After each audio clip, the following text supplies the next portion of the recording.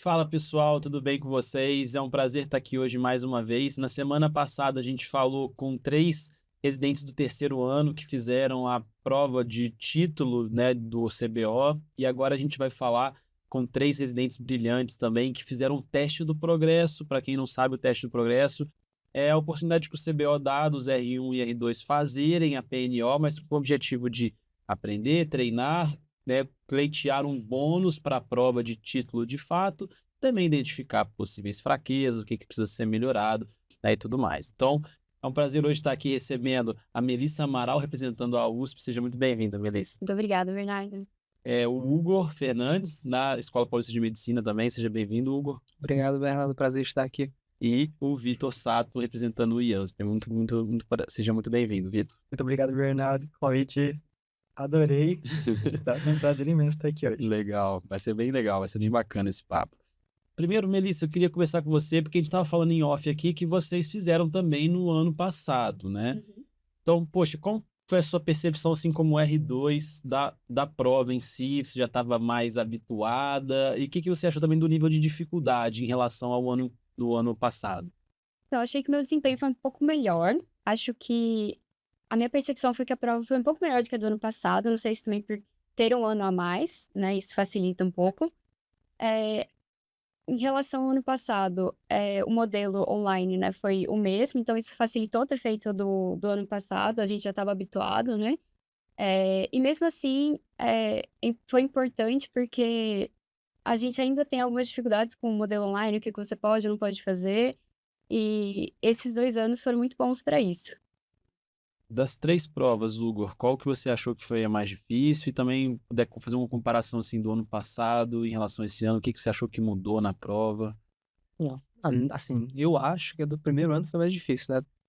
Provavelmente tanto por ter sido o primeiro ano que eu fiz a prova, como também por ter um ano a menos de experiência na parte da oftalmologia, né? Então tem alguns vieses aí para fazer esse julgamento. Mas assim, eu acho que já dá para, apesar de ter essa pouca vivência com as provas do CBO, eu acho que já dá para perceber que na do segundo ano caiu muitas questões assim, diferentes, assuntos diferentes em relação à do primeiro ano, né? Vamos dizer, a percepção subjetiva, que eu nunca, assim, não parei para fazer uma análise da prova do que caiu ou não caiu, mas tive uma percepção que caiu muito mais assuntos tipo estrabismo, caiu muito mais neurooftalmo, que não era algo que a gente via, pelo menos que eu não vi nas algumas questões, algumas provas que eu fiz nos anos anteriores, nem na prova anterior também, né? Então essa percepção que eu tive, realmente que talvez estejam mudando aí a distribuição da prova, né? A gente estava conversando que minha impressão não é nem que tenha mudado percentual de questões em relação às grandes áreas. O que eu percebi foi que nas questões consideradas mais difíceis, né, que é aquele percentual ali de 10 a 15% de questões que são realmente muito difíceis, aí eles pegaram assuntos muito específicos das subespecialidades, assim. Então, acho que nesse aspecto, poxa, questões ultra específicas de plástica, de tumores, né, dessas sub-áreas, e aí deu essa impressão, mas eu acho que na questão de percentual não teve tanta diferença assim. Eh, e você, Vitor, assim, poxa, já falando assim um pouco mais agora assim de como que foi o ano de preparação, uma coisa assim que é muito complicada é a questão de conciliar residência e estudos. Ainda mais vocês que estão em serviços grandes, de grande volume, que realmente a demanda é alta e às vezes o R1 e o R2 trabalham muito mais que o R3, né? Então, assim, como que você fez para conciliar os estudos, tanto que você foi bem na prova, e a residência? Né? Que a gente também, poxa, quer ser um bom residente, quer ser dedicado, não quer, né, quebrar a mão no serviço. Então, assim, como que você conciliou as duas coisas? Então, eu conciliei com a ajuda do Off-View, né? Eu me inscrevi tanto no R1 quanto no R2, eu acho que vale super a pena, né? No R1, na oftalmologia, principalmente presidente de oftalmologia, é tudo novidade. Você chega no serviço, uma área que você não teve muita vivência na época do internato, e a minha preparação para a prova no R1 foi basicamente indireta. Eu não estudei especificamente para a prova.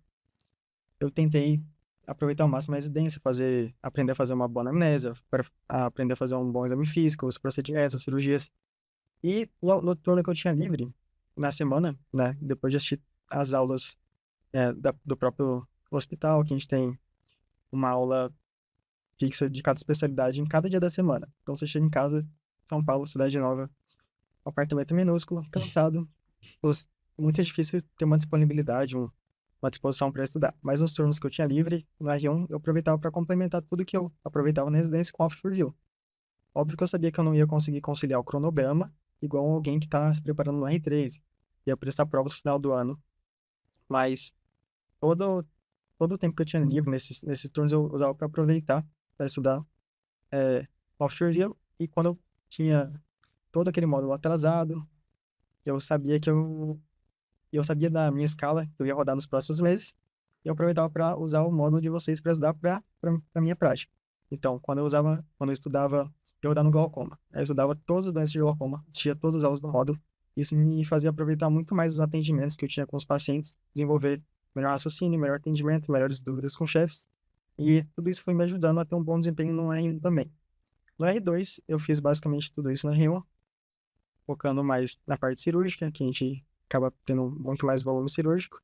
E mais pro final do ano eu quis estudar especificamente para prova, que eu queria ter um desempenho melhor que o R1. E eu me inscrevi antes no curso de vocês, ganhei um Intensive. Quando começou o Intensive, eu estudei muito, muito, muito. Legal. Minha carga horária acabou aumentando de 15 a 20 horas semanais. E acabei tendo um descanso no final do ano, 2 semaninhas para visitar minha família, descansar. Mas quando eu voltei na mesma pegada, no voo, vindo para São Paulo, peguei um iPad com alguns resumos para voltar, né, no ritmo e conseguir ter um desempenho bom também. Eu acho que esse tipo de estudo que você fez para R1 e R2, eu acho que é o melhor tipo, né? Que é, cara, beleza, na reta final, quer fazer uma preparação mais específica, mais focada na prova, beleza, mas você tem que aproveitar a residência, você tem que, cara, estudar os casos da residência. Pô, se estou rodando no glaucoma, vou perder a oportunidade de, poxa, aprofundar em campo visual, aprender, para poder pra ter discussões de alto nível. Então, acho que esse tipo de estudo é que eu acho que faz mais sentido para R1 e R2, ainda mais quem está em residências que são puxadas, que não tem uma carga horária tão folgada assim. Sabe que em alguns serviços que tem mais carga horária, às vezes o cara consegue fazer um cronograma de estudo assim, mais voltado para a prova e ainda conseguir estudar para os estágios, mas não é a realidade de um monte de serviços, né? Então, legal essa forma com que você conduziu aí os seus estudos. Você fez parecido, Melissa? Ou você fez um cronograma voltado para a prova do CBO? Ou você também foi estudando conforme as coisas da residência, conforme, às vezes, nas provas, que a gente sabe que tem lá na USP também? Como que foi esses seus estudos? Assim? Então, esse ano eu tentei fazer igual o Victor falou, de ir estudando de acordo com o estágio que eu tava para tentar aproveitar o máximo, não fazer um estudo só voltado para como se fosse a prova do R3 para passar no final do ano. Então, eu fui fazendo isso, de estudar de acordo com o estágio que eu tava. E a gente tem as provas, né, distribuídas ao longo do ano. Então, conciliando isso com a matéria das provas ao longo do ano, que nem sempre coincide com o estágio que você tá. Então, eu tentava no final do dia fazer essa mesclar, né, o que eu precisava para a prova e o que eu tava vendo no estágio. Então, meu estudo foi basicamente dessa forma também. Interessante. E você, Hugo, assim, poxa, sua nota foi assustadora, assim, eu fiquei um pouco assustado com a sua nota, acho que ano que vem eles vão ter que, enfim, criar uma categoria à parte aí pra você, mas não quero botar pressão, mas eu queria falar assim, cara, o que você fez pra ter esse desempenho tão sensacional? Você fez muitas questões, né, qual que foi o seu foco, assim, em termos de o que você estudou mais, assim, pra ter esse desempenho? Então, assim, no meu estudo do R1 e do R2, né? Como é que funciona mais ou menos. Eu já cheguei no oftalmo, eu tinha alguma carga de alguma coisa. Eu fiz o ano de Forças Armadas, e nesse período, pô, eu sabia, a certeza que eu tinha na minha vida que eu não queria clínica médica, né? Então, pô, eu começava a ler alguma coisa de oftalmo, entender como é que, assim, algumas coisas que a gente não tem nem noção na graduação. Eu comecei a pegar as ideias gerais nesse período. Quando entrei no oftalmo, então eu sabia de alguma coisa. Sim, nada extraordinário. Sabia o básico do básico do básico. E aí, no R1, pelo menos eu senti que no R1 eu tive muito mais tempo de estudo do que no R2. Então, eu consegui ter um aproveitamento maior no sentido de adquirir novos conhecimentos. E aí eu fiz uma estratégia bem parecida com a da Melissa, com a do Sato, né? Cada rodízio que eu rodava, eu tentava explorar ao máximo aquilo ali. E, assim, particularidade minha, eu sempre gostei muito da academia americana, né? Então, acho que grande parte do que eu sei, a referência é a academia americana. E eu sou muito sistemático na forma que eu estudo. Eu gosto de ter uma sistematização. Então, tem um início, um meio e um fim. Então, tem uma sequência de assuntos para seguir. Então, a Academia Americana tem um Basic Course deles, que são livros enormes, mas tem uma sequência para seguir. Eles têm a revisão do OCAP, que eles disponibilizam também na internet, que é também uma sequência. E com sequência eu me dou muito bem, porque eu começo, eu fico naquela ânsia de terminar. Então, tem que terminar. Mesmo pegando final de semana, pegando feriado, tudo. Acho que isso no R1 me ajudou bastante a ter esse gás, né? Eu tinha um tempo um pouco maior do que no R2, e eu conseguia, a cada rodízio, ver aquela parte que cabia aquele rodízio e adquirir esses conhecimentos. No R2, sim, só um detalhe, e eu estudo muito, sempre estudei, desde a graduação para fazer prova de acesso direto, por flashcard. Eu acredito muito na repetição espaçada, né? Acho que isso fixa o conhecimento de uma maneira incrível, assim. E nesse período que eu estava adquirindo, assim, tendo os primeiros contatos com essas áreas, eu fazia muito flashcard. Eu crio meus próprios flashcards, né? Eu acho que faz mais sentido você criar seu próprio flashcard, porque você retoma um pensamento que você mesmo teve. E aí no meu R2 eu tinha meus flashcards que eu já tinha montado, e eu tinha aqueles conhecimentos a serem refinados agora, né? E aí, assim, eu gosto muito de aula. Então, eu prefiro muito mais assistir aula do que pegar um livro e destrinchar ele todinho. E aí eu comecei a pegar eu tava revisando algum assunto, eu via que tinha algum conhecimento ali que, poxa, isso aqui ainda não entendi muito bem, não peguei essa ideia, isso aqui eu sempre esqueço, isso aqui eu não consigo entender muito bem. Eu consegui direcionadamente naquele assunto pegar uma aula daquele assunto específico, ou algum artigo daquele assunto específico, e destrinchar aquilo ali e entender, né? Então no R2, assim, eu tive menos tempo, mas o tempo que eu tive eu otimizei dessa forma, e sempre com os flashcards fazendo essa repetição espaçada daqueles conhecimentos que eu já tinha adquirido, né? E também refinando eles, né? O aplicativo que eu uso dá para refinar, remodelar, editar. Então, no R2 foi basicamente nesse sentido, foi refinando aqueles conhecimentos que eu consegui no R1. E até brinco que o meu medo era que a prova do progresso fosse uma prova do regresso, né? Então, ainda bem que deu certo, mas foi basicamente dessa forma. Ah, interessante. Bem bacana isso, esses insights que você deu. Eu também sou um pouco assim, quando eu ponho uma meta na cabeça, eu preciso terminar de estudar isso daqui. A minha esposa sabe, às vezes eu preciso terminar de fazer isso daqui. Aí, se eu não acabar, eu não paro. Então, assim, é interessante essa forma de colocar metas, né? E a gente sempre fala que isso é importante também. Metas, né, factíveis, mas que você vai cumprindo as metas, você vai construindo uma fortaleza de conhecimento, né? E aí, às vezes, você consegue também ir organizando as coisas, né? Não fica aquele estudo desorganizado, que pega vou estudar um pouquinho disso, um pouquinho daquilo outro, não funciona. Você tem que ter realmente uma sequência, uma organização, acho que isso é muito importante, né? E falando dos flashcards, eu acho uma metodologia bem interessante. Uma das novidades desse ano do Oft Review é que os flashcards vão estar no próprio aplicativo nosso, com algoritmo de revisão espaçada, o mesmo algoritmo do Anki, que eu não sei se é o Anki que você usa. A gente pegou o mesmo algoritmo dele, que é um código que está aberto aí, então eles disponibilizam o código, nosso desenvolvedor colocou o mesmo código lá, então vai ser bem legal.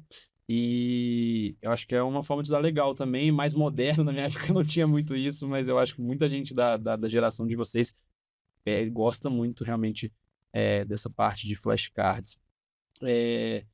Vitor, queria falar com você agora um pouco mais assim, beleza, deu um panorama geral aí do ano, né, de como que você fez, né, falou ali que na reta final você estudou bastante.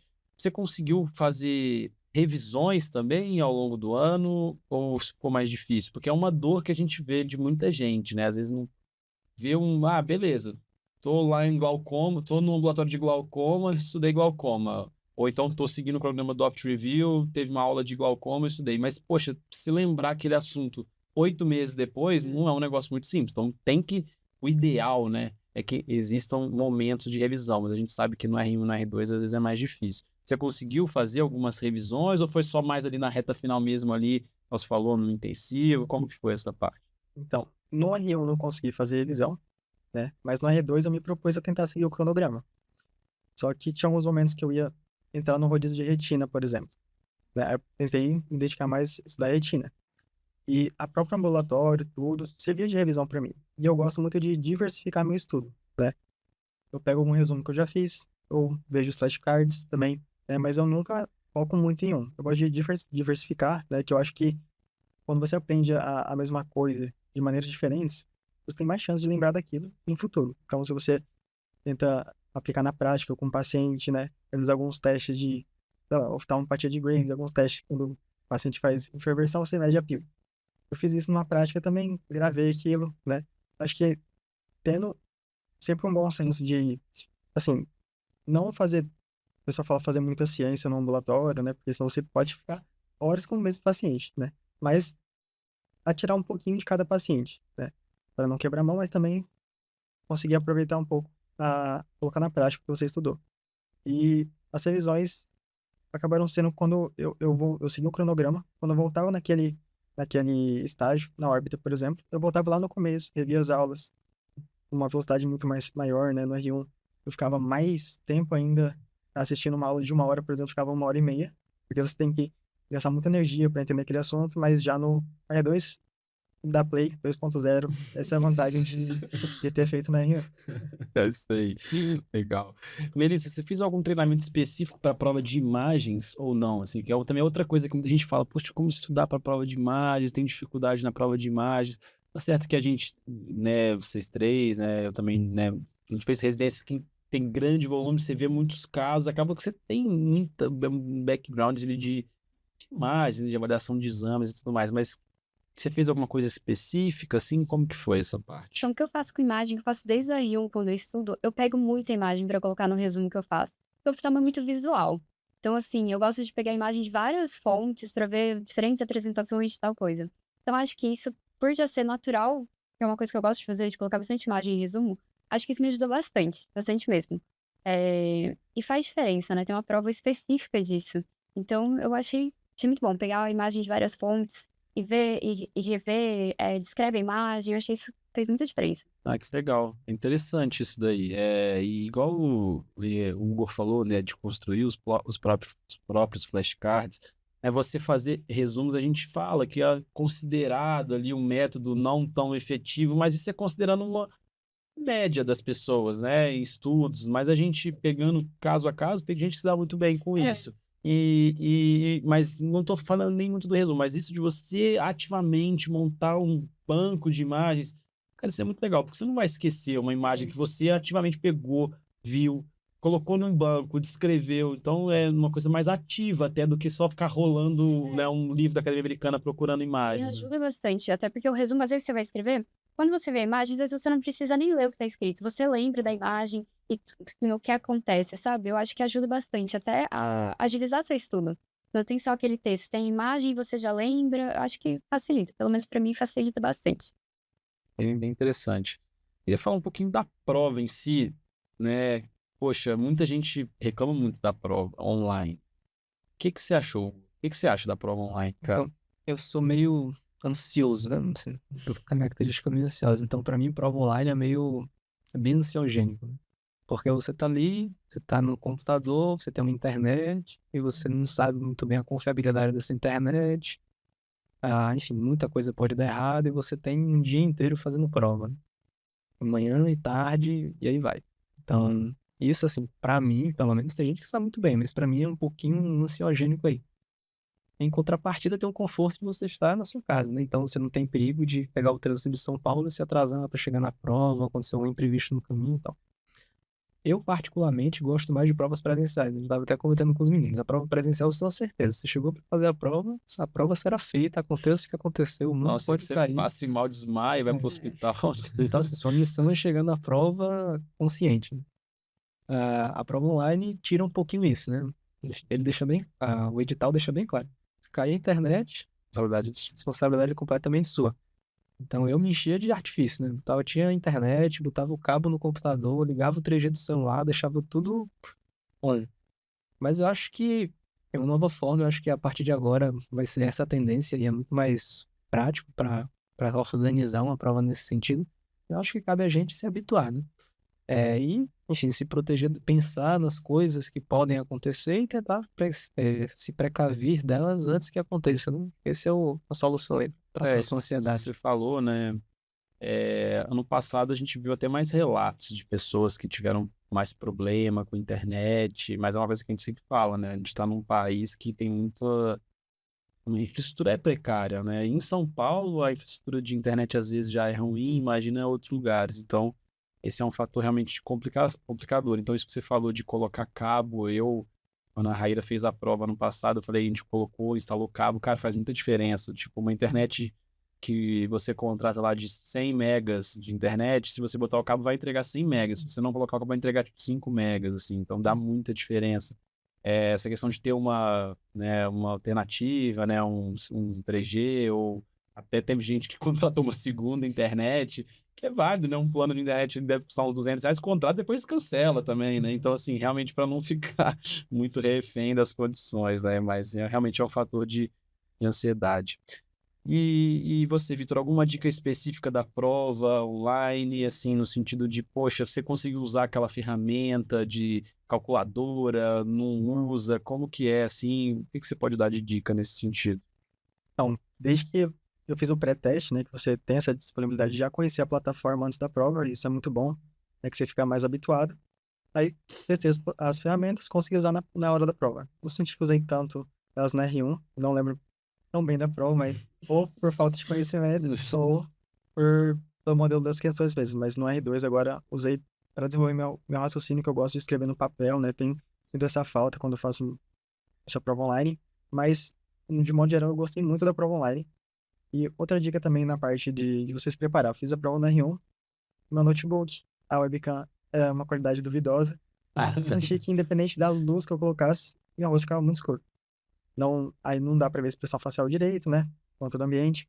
E aí eu senti que o fiscal ficava me notificando toda hora. Pra eu, sei lá, girar 360, pra eu melhorar a iluminação, melhorar o posicionamento de Acaba câmera. atrapalhando, né? Eu tinha uma webcam que eu tinha lá em Cuiabá, trouxe pra cá, pra São Paulo, coloquei. Não tive esse problema na prova inteira. Não me notificou. Recebi uma notificação lá no final, mas não era nem. Era só, terminou a prova, pode finalizar. Mas eu não tinha terminado e assustei na hora, mas foi tranquilo. Interessante. Acho que, inclusive, é uma das vantagens de você fazer a prova antes, né? Porque prova pela prova, você pega a questão, faz, você consegue extrair o conhecimento de outras formas. Mas eu acho que essa vivência desses pequenos perrengues que você passa na prova é que faz diferença. Não, e Vale a assim, pena. a questão, eu até tava falando, né, com os meninos que a gente conversou agora, né, o bônus, ele é interessante, mas eu acho que ele vai beneficiar pouca gente, assim, de fato, porque pensa que é 40%, quer dizer, tem que ficar acima do percentil 40, né, então 60% das pessoas vão ser beneficiadas com bônus, só que 60% já é o índice de aprovação normal da prova, então, assim, as pessoas que já passariam vão continuar passando com uma nota maior e vai ser pouca gente que eu acho que vai.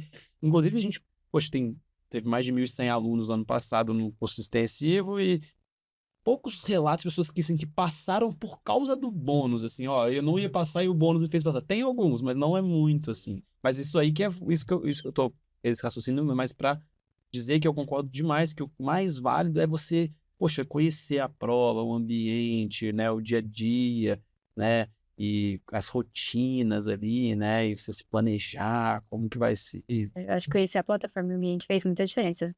Já conhecer pro ano que vem, sabe? E como que foi o dia da prova, Melissa, assim? Como que é? Conta pra galera aí que não, R1 que tá ouvindo a gente, que não conhece. Como que é o dia da prova? Que horas que acorda? Como que liga lá o sistema? Conta lá. Que tem que ligar antes? Conta aí. Então, a prova começa às 9, mas no edital eles pedem para você estar logado às 7. Você não precisa ficar em frente ao computador, mas você precisa estar logado. Então, você já tem que fazer todo um planejamento. Às vezes você pensa, vou dormir um pouco mais, descansar, mas você tem que acordar para pelo menos logar. E você acorda e pelo menos não dormir mais. Aí você vai tomar um café, se distrai. Não dá pra dormir, não. Pô, cara, tem que ser muito sangue frio pra ligar e voltar a Sim. dormir. Caramba, Tirar um cochilo nem agora. pensei, nem cogitei isso, tipo assim. Aí toma Muito café, faz alguma coisa pra descontrair, até que você tem que sentar, acho que 15 minutos antes, né, na frente do computador e ficar lá já, ambiente de prova mesmo, sem celular, esperando a prova começar. Aí você faz a primeira prova, você tem que esperar um tempo mínimo para poder sair de frente da plataforma de novo. Tem um intervalo entre as provas, você volta para outra também, 15 minutos já tem antecedência, tem o tempo mínimo da segunda prova. E aí tem o intervalo do almoço, que é um tempo maior. E depois, de novo, o período da tarde, 15 minutos de antecedência, sentar na frente do computador. E aí um período, né, mais longo de prova. E o tempo mínimo para você acabar. Acho que igual o Uber falou, você tá em casa, isso melhora o seu ambiente de prova. Nesses intervalos, você tá na sua própria casa, você pode comer o que você quiser, você pode descansar, você pode assistir Netflix, o que te relaxar. Então isso eu acho que Na época que eu fez fiz era uma uma diferença. presencial, né? E era num shopping, assim, tipo, era uma confusão, cara. 900 pessoas saindo ao mesmo tempo querendo procurar lugar pra almoçar. Tem Meio essa caótico. Eu lembro que, velocidade. tipo assim, não deu pra almoçar direito, comi qualquer coisa, assim, que tava tudo lotado. Eu falei, não quero ficar na fila aqui, ó. Aí, enfim, a prova online também tem as coisas Acho que positivas, tira né? esse estresse, com certeza. Você tá no seu ambiente, você tá mais à vontade. E às vezes, assim, com certeza tem gente que tá ouvindo a gente que não sabe, né? Então, assim, só explicando, são 50 de manhã, né? Então, lá, 9 horas da manhã, 50 questões da prova que a gente chama de Teórica 1. Teórica 1 é a prova de bases da oftalmologia, que vai cair anatomia, fisiologia, farmaco, ótica, patologia, histologia, essas partes mais básicas mesmo. Então, 50 questões, você tem 1h45, se não me engano, para fazer a prova, né? 2 minutos por questão em média, né, que você pode gastar, mas você tem 4 minutos no máximo por questão. Só que se você ficar 4 minutos por questão, daria 200 minutos. 200 minutos é muito mais do que 1h45, né? Então, na média, você pode ficar 2 minutos. Aí tem um intervalo, se não me engano, de 15 minutos, começa a prova teórico-prática, que são também 50 questões de imagens. E essas imagens são imagens, mas que vão guiar uma pergunta clínica, muitas vezes, sobre aquela imagem, né, e tudo mais. Mesma coisa, 2 minutos por questão, em média, no máximo 4 minutos. Aí tem 2 horas de intervalo, e aí de tarde, que é muito cansativo, que eu acho, não sei o que que você acha, a prova de tarde é muito cansativa, né? 125 questões, 4 horas de prova. O que você achou da Teórica 2? Ou... De manhã é a primeira prova que você faz, que é uma prova mais textual mesmo. São 50 questões, tranquilo. A segunda prova é uma prova mais imagem, a prova até, a gente estava comentando antes de entrar, uma prova até mais gostosa de você fazer, ver imagem. Aí de tarde é aquela prova de 125 questões, por a maioria muito texto, né, que você tem que ler. Uma prova baseada em texto.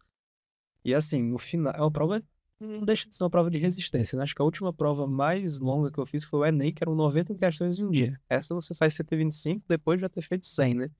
Então você já, tudo bem que tem os intervalos de almoço, tudo isso, mas você já não tá no seu melhor estado, né? Mas eu acho que, assim, faz parte, né? Você tem um treinamento também, você tem que ter uma resistência maior para isso. No final, obviamente, você também não vai estar com aquele gás que você tá no início, alguns você já vai estar, não vai estar muito afim de fazer muito cálculo de ótica ali, de refração, né? Ah, mas eu acho que isso é algo treinável, né? Assim, você pega uma prova na íntegra e fazendo, você vai se acostumando igual como a gente faz prova de acesso direto, em prova de Enem, não deixa de ser um hábito também, né? Tanto com o estilo da prova como com a quantidade de questões. Mas assim, realmente muito cansativo. Não, a Teórica 2 eu lembro também nitidamente que eu achei muito cansativa, mas porque dessas 125 tem umas 20 e poucas questões de refração, muito cálculo, né?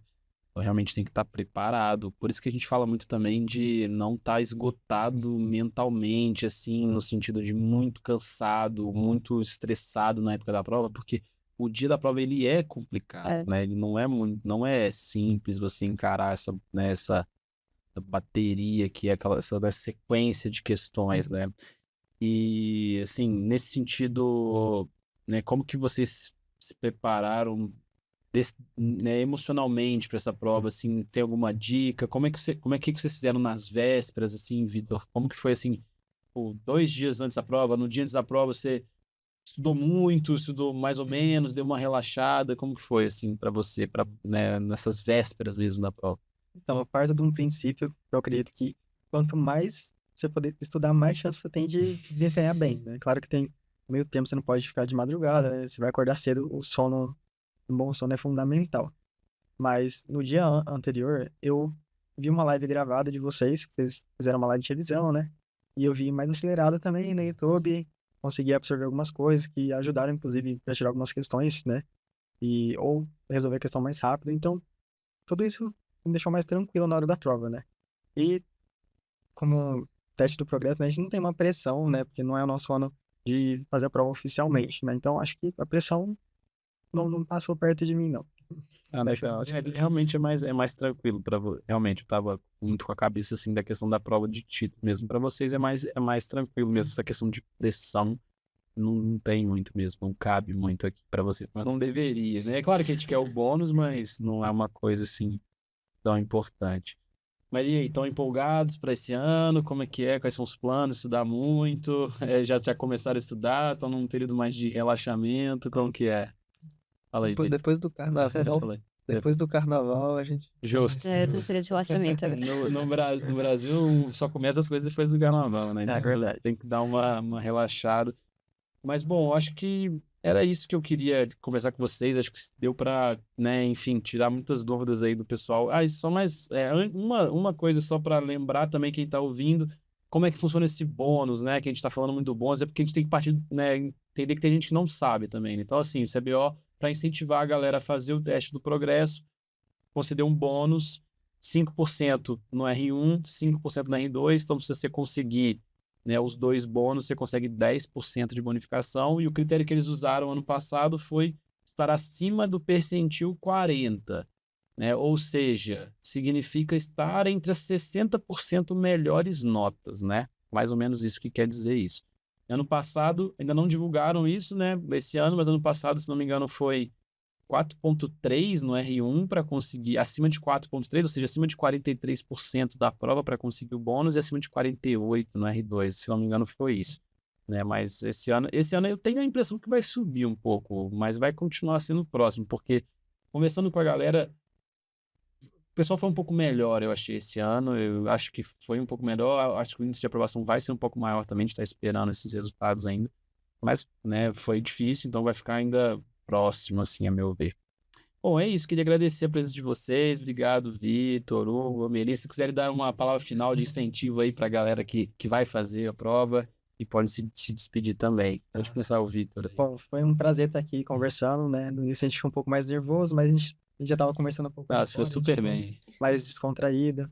E uma dica para dar pro pessoal, acho que, bom, se dedicar o que você conseguir. O seu limite, assim, se sua carga horária é muito alta, você tenta encaixar um tempo ali. Não precisa se matar, estudar. Tem um limite também da saúde mental, né? Tem que fazer o que você conseguir, né? E eu acho que você complementar seus estudos com o curso do Afterview também, que tem uma didática muito boa, acho que facilita e te poupa um pouco de estresse, assim, na vida também. Boa. Hugo, considerações finais aí também. Bom, né? Mais uma vez um prazer estar aqui, onde o estúdio que a mágica acontece, né? Conhecer pessoalmente. E eu acho assim, a prova do progresso, eu acho que ela deve ser o que o nome propõe, um progresso. Então, você tem as competências do R1, do R2 e do R3. Eu acho que mais importante do que a nota absoluta da pessoa é ela cumprir aquilo que o ano que ela tá passando ali se propõe, né? Então, bom, não sei algo mais específico de retina, mas sei a parte básica ali, que é o que me cabe saber. Então, acho que tem que aproveitar para conhecer o cenário da prova, nesse momento que não tem tanta pressão da prova do título, e ao mesmo tempo você consegue também ter um panorama de como você está em relação aos conteúdos ministrados, aos conteúdos que se espera que você saiba naquele ano, né? Eu acho que a ideia do progresso é mais essa mesmo, ir com a cabeça tranquila e fazer o seu melhor. Obrigado, Melissa, pela sua presença também. Pode dar suas considerações finais. Agradeço pelo convite. O que o pessoal falou mesmo, acho que o teste vale a pena você fazer no R1, no R2, familiarizar com a prova, familiarizar com o ambiente, sem toda a pressão do R3.